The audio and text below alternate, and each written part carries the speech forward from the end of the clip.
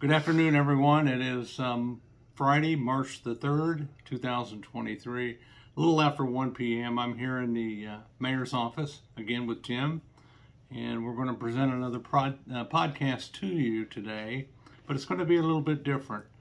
We've invited our compliance officers to come in and talk about the compliance division and some of the rules that you might not be aware of and some you may be aware of, and how to get a hold of us. So it ought to be an interesting conversation. And compliance was started back around 2013, 2014. And the purpose of the compliance division was to enforce rules to clean up property. We all have that neighbor that doesn't maintain their yard and or has a junk car or has trash accumulating throughout their property, and nobody wants to see that. So there has to be some rules in place to work with people who tend not to maintain their property. So we're going to have a pleasant discussion. So we'll take a short break and we will start in with the compliance division. I'll be right back, folks. And you're looking at our two compliance officers for the city of Beech Grove, Kathy Chappell and Mark Rim. And what we're going to do is we're going to ask some questions and let them field them, and maybe they want to go into more details on the individual question. But I think it will help you understand better what compliance actually does and what you can do as a homeowner or if you rent property. So, okay, we're going to go ahead and get started. And we get phone calls, Kathy, about people who don't cut their grass. And so my neighbor won't cut his grass and it looks terrible. Is there anything that can be done? Sure. Well, the first thing to do is either email or call compliance and let them know we need an address and we go check it out. If it's 12 inches or more, we can immediately send them a letter. That letter allows them 10 days to take care of the issue. If they don't, after the next 10 days, we can start writing tickets. But what we really want is for them to cut their grass. And there is talk of maybe lowering that 12 inches a little bit lower, but right now it's 12 inches. It's our biggest problem during the spring and summer months. I get calls every once in a while about people who want to put a new roof on their house. So Mark, is there any rules in place if you want to put a new roof on your house? Yes, in Beech Grove, you have to get a permit from the city to install your roof. And that's install a new roof or peeling off the roof and putting it on. You go through the clerk's office to get the permit. It has to be a licensed and bonded contractor that does the work. You can go on the website and find out all the qualifications, or you can call the clerk's office to get all the information. But a homeowner can also get a permit to do that, but there's restrictions. The homeowner has to be there when the work's being done. So yeah, you definitely have to get a permit to do that kind of work. And that's in Beech Grove. If you're outside Beech Grove, there's different rules. But with Beech Grove, you need the permit. Kathy, compliance has come out to inspect a property, but did not go onto the property. Is there any reason why? Well, that's been a guideline set forth by City Hall, that we do not go on private property unless we are invited to do so. Any photographs we take must be taken from the street, an alley, or a sidewalk. Now, if a neighbor's complaining about another neighbor, and the problem we cannot see from a sidewalk, alley, or street, if the neighbor gives us permission to go on their property, we can do that. But typically, we do not. I know one of my pet peeves, and Mark's aware of it, are signs that people put out.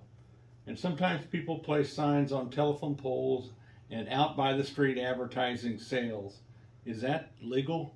No, I know that's one of your pet peeves. It's one of my pet peeves. I'll go out or Kathy and I will go out and we'll look at and we'll take them down. If it's in the easement, we pick them up, put them in our vehicle. If they're on telephone poles, we pull them off the side, those. And if there's one that's always reappearing, we'll call that individual company and tell them not to put their signs up, because we'll just collect them and throw them in the trash. You know, it's not funny, but it's funny because Mark will go out and he'll take a sign down, like we fix roofs or we buy properties, and then 3 or 4 days later, the sign reappears, but it's up higher on the pole. And then right, and we do. I have once had to have DPW bring their bucket truck out to get a sign down, but we got the sign down.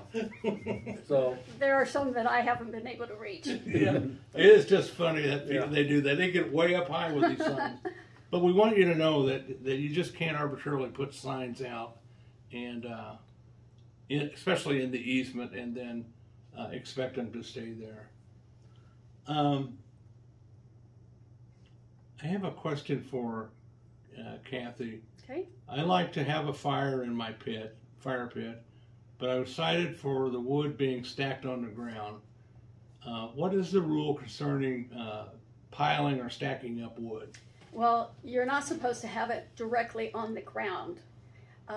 It needs to be up off the ground.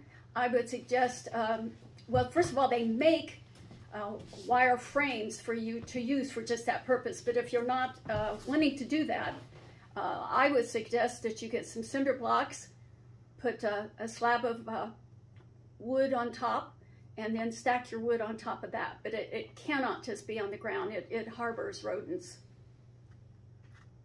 Mark, my neighbor has 4 cars.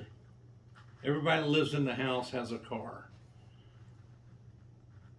Is there a limit on how many cars per house? no, there is not. The only thing is, if you're parking on the street, try to be courteous to your neighbor and not park in front of everybody's and keep them from parking. But as long as the vehicle is parked legally on the street, you can park them on the street, and there's really nothing we can do about that. You know, one of the questions, this isn't a question, and maybe I should have asked this. You can get a handicap parking permit. Right. You have to have a statement from your doctor saying that you have a handicap, and you pay the city for the parking permit, and they will paint your curb blue and put up a sign, and there's a tag with a number on it that matches what's on your vehicle, and those are the only ones that can park in that spot. But from my understanding is, if I have that and I have a friend coming over and he parks in there, the police won't do anything unless I call and complain that there's somebody parked in my parking spot. That's a good point. Kathy, if the compliance department writes a ticket, who does the ticket go to? All tickets and all letters go to either the owner or the property manager that also receives the sewer bill. It doesn't go to the resident? It does not. Unless the resident is the owner? Correct. If they live in that property, yes, they get it. But whoever gets the sewer bill gets the mail. Does the compliance department issue tickets for environmental problems? Sure. Okay, so can you go through the timeline? Okay, you go out and make an initial inspection, and then you write them a letter, you give them so much time, you go back and they haven't done anything. Okay. What happens? Well, we're required to give them 10 days notice by letter, and we send that through the mail system. We go back and check it at least 10 days, and we usually try to give them a little bit longer because the mail system, we don't know that it gets there the next day. But we try to do that. We go back, we have a choice of extending that 10 days and giving them a chance to make it right, or we can start writing tickets. Tickets must be at least 10 days apart. If I paint my home or install a fence, do I need to get a permit? No, not for painting or installing a fence. But there are requirements on fences. If you're going to put it across the front of your house, it can't be any taller than 48 inches off the ground, and it has to be see-through. And your fence around the back can be up to 6 feet in height, and that's it. That's a good point on the front of the house. Yeah. I never thought about that, but that's a good point. While we're on that, since IFD now provides fire protection, when I sell my home, do I still have to have a smoke detector check? Yes, Beech Grove changed the ordinance, so you still have to get it checked. And what I suggest is you call 317-803-9111. That's the mayor's administrative assistant. She will take down the name and number and the address and pass it down to us, and we will make arrangements to get there to test the smoke detectors and leave you a document that says they were tested and met the standards. This is Kathy's pet peeve. Mark and mine is signs. Kathy's is vehicles. Is there any rules on vehicles parking in the grass? Definitely. It is my pet peeve. And right now we've got about 30 vehicles that continuously park in the grass. It tears up yards. It looks bad. And in fact, I got a call yesterday from a lady that wants me to go check a car today. What we do as compliance officers, we drive by if we see a vehicle either in the grass or if we see a vehicle that is parked over the sidewalk or over an easement. We take a photograph, we get a plate number if we can see it, we put that on our computer program, and we also put it on a spreadsheet that goes to the Beech Grove Police, and then it's at their discretion when to go check it out. Mark, I know we really pushed on this issue for quite a long time about getting your house numbered in the event of an emergency, and that helps the police and the fire and the ambulance people. Okay, where should they put these stickers? Okay, first off, always have it at the front of your house. And if your house is 75 feet or less from the curb, they only have to be 3-inch letters or numbers, and have them a contrasting color so it can be easily seen from the street. If you're over 75 feet, it needs to be 4-inch letters or numbers. That's just to make it easy to be seen from the street. If your garage opens to the alley, you need to have it on your garage also, and that's 6 feet above the floor level and visible from the alley. 3 to 4-inch letters. That way, if they get a call and need to get there, they'll know where they're at. They won't be trying to guess, well, am I at the right house or is it 2 doors down? Because you could have been working on a car and the jack slipped and now it's sitting on your chest. You don't really have much time to wait on the police or the fire trying to figure out where you're at. So always put it so it's facing the alley and they can find it real quick. You know, we used to give out numbers. Do you have any numbers left? Yes, we do. Yes, we do. So these are, you can get these numbers free, no charge. Yeah. Absolutely. Absolutely. Very good. Good point. All right. We drive around the city all the time and we see these mattresses and box springs laying out and they just look ungodly. So what can someone do if they want to get rid of, or just tell us the procedure to get rid of these mattresses and box springs? Okay. If you want to get rid of them and you don't want to have them hauled off, you can call DPW and make arrangements with DPW. The first and third Monday of the month is when they are picked up by Waste Management now. It used to be Ray's, but now it's Waste Management. But they have to be wrapped in plastic. That's because of COVID, bed bugs, other problems how mattresses look like when you're getting rid of them. So you wrap them in plastic, you call DPW, make arrangements for them to be picked up, and DPW will tell you what day they're going to be picked up. There is a charge for it. It's $25 per piece of mattress, box spring, whatever, and that fee is added to your sewer bill. So you won't pay that day. You'll pay on your sewer bill, but you can always come in and pay ahead of time if you want. Okay, I want to go back to the vehicle parking. Okay. Okay.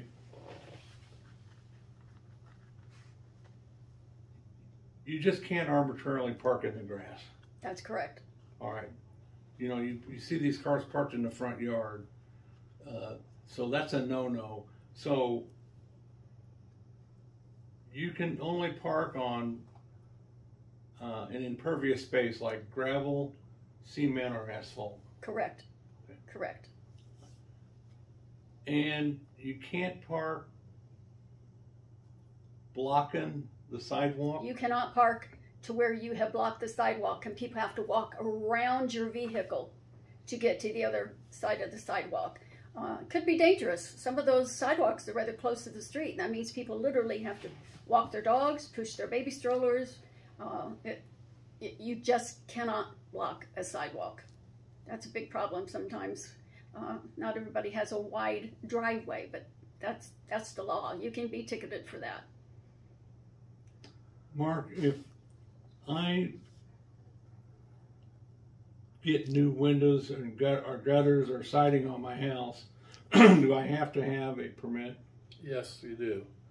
And if you're replacing just one window, you don't need a permit. But if you're replacing 50% or more, you need to get a permit. Again, they have to be a licensed, bonded, and insured contractor doing that kind of work to do that. And siding's the same way. If I decide that, or if a resident decides they want to get new gutters and roof and siding and windows or whatever, but they can't do it, so they're going to have to hire a contractor. Mm-hmm.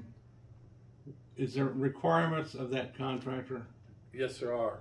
He needs to be licensed through the city of Beech Grove. He has to be insured, has to be bonded, and I'm going to cheat a little bit.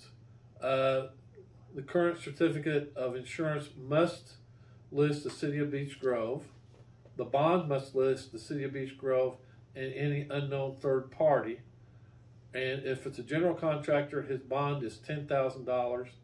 If it's an electrical contractor, a plumbing contractor, or HVAC, his bond is $5,000. And all that can be handled at City Hall in the clerk's office. That's where you turn everything in. And if you have a Marion County license, you bring a copy of that in, and we'll issue you a Beech Grove license. Mm-hmm. Good point. I know in the past, and it's terrible because people, especially elderly people, have been taken advantage of by contractors who were not above board. It's disheartening, but do we have any recommendations that people may use or listen to protect themselves from these types of individuals? I would call down here to City Hall if I have somebody and check to see if they are licensed and bonded with the city of Beech Grove. You can check the Better Business Bureau, make sure that they do have their license to do the job. I know I would be hesitant to pay anybody up front. Right. Some companies will ask for 10%, some will ask for 50% down payments before they do that. But you know, if it's an insurance job, they shouldn't have any trouble knowing that they're going to get their money. Mm-hmm. So I would always wait and not pay it off until the work is done. And like I said, I would make sure that they have their permits, because it's the contractor's responsibility to get the permit. It's not the resident, it's not the owner of the property, it's the contractor that has to get the permit. And I wouldn't let them start doing the job until the permit was posted at my house. Very good point. Kathy, what is the, how can the public get a hold of you guys?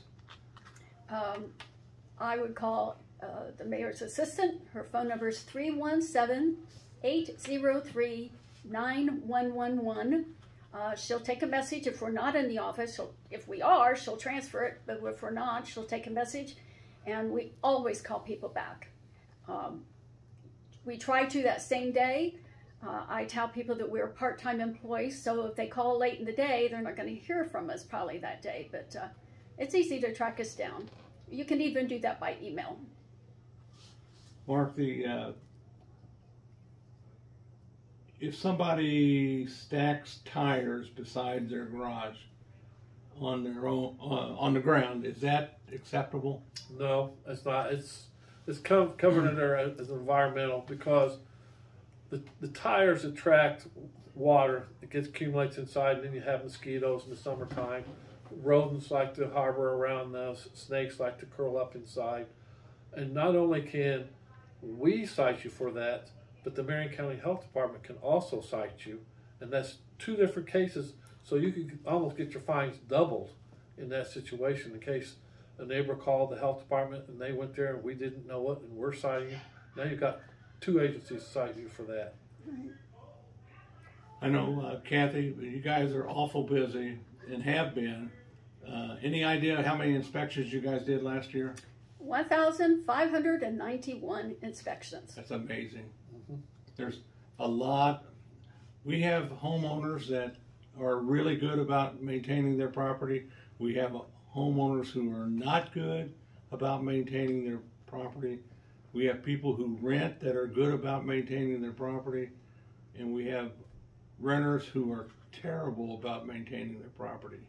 So this is an ongoing thing. And there's nothing worse, in my opinion, than you keeping your yard up and you're looking next door at an absolute disaster.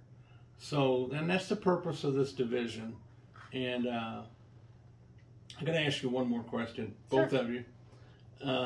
What was your worst case, and how was it resolved without naming anybody's name or address? If you can recall one. Right. There's been at least 3 houses that the people were moving out. And they evidently didn't want to take a lot of their clothes. They didn't want to take a lot of their furniture. So they just literally piled it in the backyard. Piles. I couldn't even touch the top of the piles. Unfortunately, if they were renters, that mess was left for the homeowner. Most homeowners didn't do that. I think each time I've had a problem with that, it's been a rental property, but not always. But they just threw it out in the yard. No trash bags, no in trash receptacles. There was too much to get as receptacle. I suggested to people when I saw it, rent a dumpster. You can get rid of it all at one time. If you put it on private property, you do not have to have a permit. And I think some of them have done that. Mark, any thought on your worst case? No, I haven't had quite as bad because I was doing some fire inspecting in between then and now. But one thing is, if we're out and we see work being done, we will put a stop work order on the job. And that is so that the contractor comes in and gets the permit. We don't want somebody getting scammed out there. That's one way we use to stop that, is by using a stop work order and having you get a permit to do the job. Right. Sure. Very good. I think one last comment before we close is that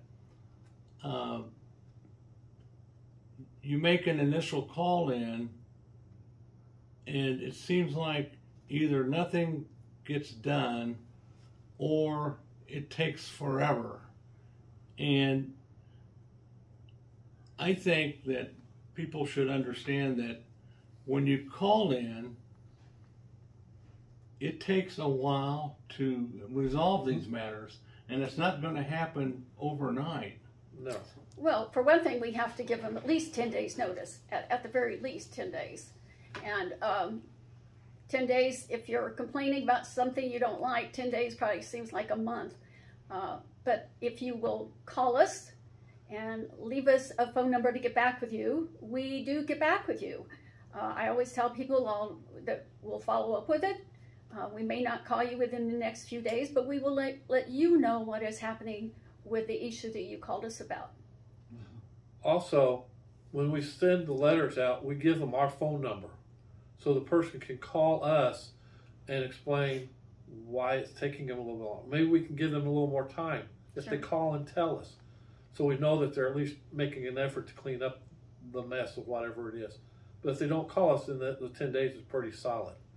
But if you got a lot of stuff and you're in the process of getting rid of it, you call us and we go by and we see half of it gone, we may give you a little more time because we can see the efforts being made.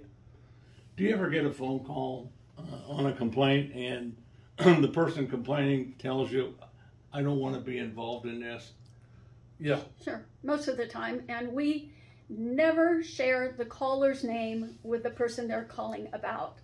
And I always tell people, we never share that name, but if you've had words with your neighbor regarding a certain issue, they may assume it's you without us even saying anything. But people want to be anonymous. I understand that. We understand that. And we abide by that. I had one case where a person called in on his neighbor, and we went out and looked at it, didn't say a word about it. But I have a tendency to look around, not just that one address, but I may look that neighborhood out, and I ended up writing the complainant a letter for the same thing on his own property. So that was a shocker to him. He didn't stop to think. I was going to bring that up because you know what? Buyer beware. Yes. If you call in and complain about somebody. So, but anyway, I thank you guys. These guys do good work, and it makes the city look better when property's cleaned up. So we're going to be doing more of this. So I will be right back with closing comments. We're back with a couple final comments. I hope that the last segment with our compliance officers helped you understand what they do and some of the things that you can do and can't do. I want you to know that you can always call us 317-803-9111 to ask any questions. You can also utilize the mayor's call center at beechgrove.com, and believe it or not, I answer and I read those emails to that site. So we're going to have them back on. We're going to be doing some more work. So I want to leave you with some couple of newsworthy items. You are seeing some cement work going on in the area of Cleveland, North 16th. Now they're down on Byland. They'll be moving over to Killian Drive and Elm Street. That's part of our paving program for 2023. This program is about $700,000, and we're going to pave 9 more roads, which will take us up to a total of 89 since the 1st of 2012. So we're really happy about that. I wanted to let you know that work will soon begin on yet another major sanitary sewer project in the city. We are going to do some lining of pipe on Main Street from 13th to 18th, and we are going to reline 100 manholes. A significant project. $450,000 of this project is paid for out of the American Rescue Plan that was approved by our city council. Within the last week, we have been informed by Okra that we received a $600,000 grant for stormwater improvements along McFarland Creek, which is over on Dangerfield Drive. This will affect about 200 homes in the South Grove area. So we are really looking forward to that. It's going to be a little bit before the project starts, but we're very happy about this. Recently, we have been informed that the City of Beech Grove was awarded $1.7 million to construct yet another roundabout in the city. This roundabout will be placed at the intersection of Hannah Avenue and Arlington. Construction is set to begin in late 2025. So we are very happy about that. NDOT has identified that intersection as one of the top 70 intersections in central Indiana for traffic accidents. There has been 54 accidents at that intersection since 2025, or excuse me, 2015, I'm sorry. So another major improvement for our city. And finally, today is March the 3rd. If you've been outside, you know that it is raining, and it has been raining since early this morning. We are receiving calls about flooding. I'm not sure there's anything that we can do concerning the amount of rainfall that we are receiving. We just have to let this rain pass and then go out and clean it up. One of the things you can help us do is adopt a storm drain in front of your house and make sure it is clear so that the water can recede once the rain is done. It is still raining hard, and I suspect it will be raining hard for another couple hours. So we have some vulnerable properties in our city that will flood as a result of this rain. So having said that, I'm sorry it took a little bit too long to get back with you on the podcast. We haven't done any of these since the end of the year, so we're going to pick up the pace a little bit. So we will see you again soon. Thank you.